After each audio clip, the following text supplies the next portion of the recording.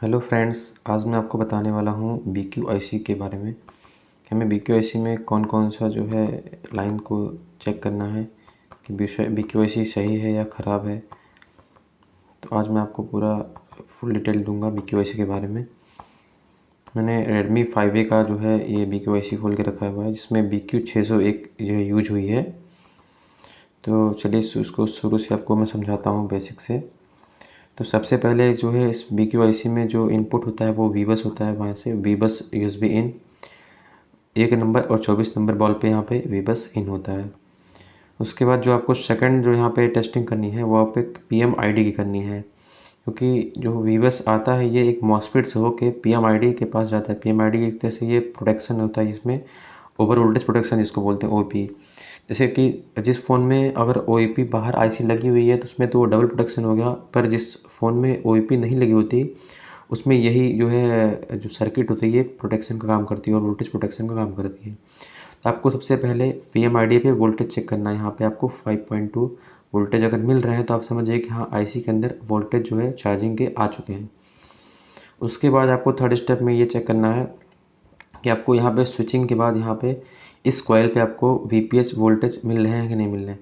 VPH power आपको check करना 3.7 से 4.2 वोल्ट ये आपको मिल जा रहा है। इसके बाद ये जो लाइन यहाँ पे VPH पावर बनती है ये सारे सेक्शन में जाती है, जहाँ जहाँ VPH की यूज होता है यहाँ पे फ़ोन में सारी जगह पे ये VPH पावर आपका जाता है। फिर यहीं से एक लाइन निकलती है जो आती है यहाँ पे बूट स्टैट करके। बूट स्टैट कैपेसिटर है, ये बूट कैप इसको बोलते हैं या बूट स्टैट कैपेसिटर बोलते हैं। इस पे आपको जो है एक साइड से 3.7 से 4.2 वोल्ट मिलेगा और एक साइड से आपको मिलेगा 7 वोल्ट।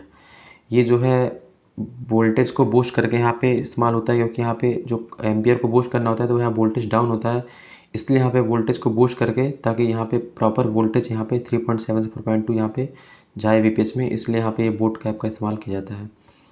उसके बाद फिर से VPH वाली लाइन से ही जो स्विचिंग होती है इसमें से एक लाइन निकलती है जो सिस्टम होकर के जाती है IC के अंदर। ये लाइन जो है इसलिए आती है ताकि जो है फिर ये IC से जो अंदर सर्किट था उसमें से जो अंदर मॉसफेट लग के फिर यहाँ पे बैट बैट करके है जो ये चार्जिंग आउट, मतलब कि ये चार्जिंग के लिए इस्तेमाल होती है। यहाँ VPH बन गया, ये तो फिर हो गई सारे सेक्शन में जाती है।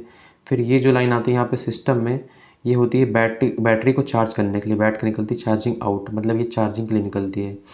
ये लाइन जब आप चार्जर लगा देंगे यहाँ पे वीबस जैसे इन होगा ये चार्जिंग होने लगेगी, मतलब आपका जो वीबस करते हैं इन तो यहाँ पे VPH से जो मोबाइल का लोड है सारा VPH पर जाएगा और साथ में आपकी चार्जिंग भी होती रहती है।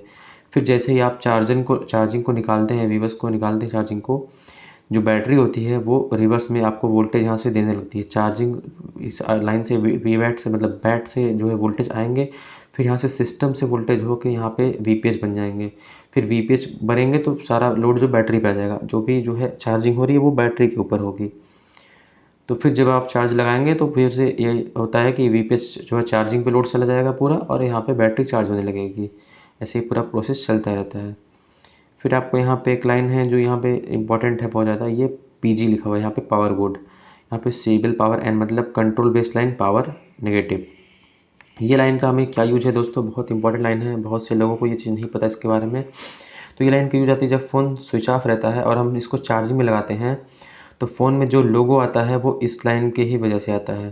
तो ये लाइन सीधे जाती है पावर IC में, आपको वहाँ पे जो है ये पावर IC में नेगेटिव ट्रिगर देती है चार्ज लगाते समय स्विच ऑफ जब रहता है फ़ोन, ताकि सारा सेकेंडरी सप्लाई जो है वो पावर IC जो है ऑन कर दे। तो सेकेंडरी सप्लाई ऑन करने के लिए ही ये लाइन होती है स्विच ऑफ कंडीशन में। जब भी हम स्विच ऑफ कंडीशन में फ़ोन लगाते हैं तो सबसे पहले ये लाइन पावर IC के पास जाती है, नेगेटिव ट्रिगर देती है। तो जो पावर IC होता है सेकेंडरी सप्लाई ऑन कर देता है, जिसकी वजह से हमें लोगो दिखाई देता है स्विच ऑफ कंडीशन में। उसके बाद ये दोनों हैं line SMB I2C serial data, SMB I2C serial clock. ये लाइन होती हैं CPU से आती हैं। CPU इस लाइन के द्वारा जो है इस IC की सारी जो है डेटा को रीड करता है, राइट करता है, जो भी इसकी इन्फॉर्मेशन जो रीड करता है CPU इसकी दोनों लाइन की वजह से ही करता है। फिर है ये SMB INT। ये लाइन आती है कि जब फ़ोन हमारा ऑन होता है तब हम जब चार्जिंग में लगाते हैं तो ये लाइन डायरेक्ट जो है CPU से जुड़ी होती है। जो चार्जिंग का लोगो आता है इस लाइन की वजह से ही आता है। जब ऑफ रहती है तो फिर ये पावर गुड का ये नेगेटिव ट्रिगर जाता है जो कि सेकेंडरी सप्लाई ऑन कराता है। पर जब फ़ोन चालू होता है तो सेकेंडरी सप्लाई ऑलरेडी ऑन रहती है, तो इस पर जो है 1.8 L5 जो होता है LDO5 1.8 वोल्ट इस पर आता रहता है। जो है 1.8 वोल्ट आता रहता है, तो जब हम चार्ज लगाते हैं तो इसमें जो है जो 1.8 है ये 0 वोल्ट हो जाता है, ताकि जो है नेगेटिव ट्रिगर जाता है CPU को। उससे ये पता चलता है कि हमारा जो है चार्जर लग चुका है। उसके बाद लोगो जो है यहाँ पे मोबाइल में शो होने लगता है। फिर ये जो है रजिस्टर यहाँ पे चार्जिंग इनेबल का है, 10 किलो ओम का रजिस्टर, ये भी बहुत इंपॉर्टेंट होता है। अगर ये निकल गया है तो आपका फ़ोन 0.6 एम्पियर से ऊपर नहीं जाएगा। इसके लिए भी बहुत इंपॉर्टेंट लाइन है, ये चार्जिंग इनेबल की लाइन होती है। फिर यहाँ पे एक लाइन जो है इंपॉर्टेंट जो है आपको बताने वाली है, ये रेजिन करके, REGN रेजिन करके, इस लाइन को जो है आप देखेंगे तो ये यहाँ से निकली है।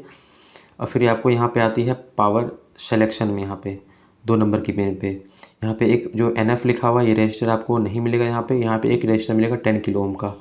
ये लाइन का क्या काम होता है दोस्तों, ये लाइन जो है फास्ट चार्जिंग में इस्तेमाल होती है। जब ये वोल्ट यहाँ पे आपको मिलेगा 4.7 वोल्ट, फिर यहाँ से 10 किलो ओम का रजिस्टर होकर ये पी सिलेक्शन, पावर सिलेक्शन पे लाइन पे, पावर सोर्स सिलेक्शन पे लाइन पे आती है ये चीज़। और यहीं से आपको जो है 2.4 एम्पियर, 500 मिली एम्पियर से लेकर 2.4 एम्पियर तक की ये चार्जिंग जो आपको प्रोवाइड करती है। अगर ये रजिस्टर ब्रेक हो गया है तो आपका फ़ोन 0.6 एम्पियर या 500 एम्पियर मिली एम्पियर ही लेगा आपका, उससे ज़्यादा नहीं लेगा। तो ये फास्ट चार्जिंग के लिए काम आता है। फिर यही जो है लाइन रीजन जो आती है, यहाँ पे एक जगह और आती है, यहाँ पे 2 जो है रजिस्टर लगे हुए हैं, डिवाइडर सर्किट बना हुआ है, और ये TS लिखा हुआ है, मतलब थर्मल सेंसिंग। थर्मल सेंसिंग दोस्तों जो है जिस फ़ोन में रहती है बाहर उससे भी सेंसिंग करता है, प्लस IC के अंदर भी थर्मल सेंसिंग होती है। जैसे कि आप जानते होंगे BQ के जो है नीचे थर्मल पैड लगा होता है, जो बीच का उसका एरिया होता है पूरा, वो थर्मल पैड होता है। तो वहीं से ये थर्मल सेंसिंग ये लाइन करती है। दो 10 किलो ओम के रजिस्टर लगे होते हैं यहाँ पे रेजिन, यहीं से जो है ये थर्मल सेंसिंग करती है। फिर एक लाइन है, ये है कीपैड पावर N, ये जो है कीपैड के लिए इस्तेमाल होती है। जो यहाँ से वोल्टेज जाते हैं 2.8 वोल्ट कीपैड पे आपको मिलेंगे देखने को। बाकी जो दोस्तों इंपॉर्टेंट पॉइंट थे आपको मैंने सारे BQIC के बारे में बता दिया है। तो मिलते हैं नेक्स्ट वीडियो में, धन्यवाद।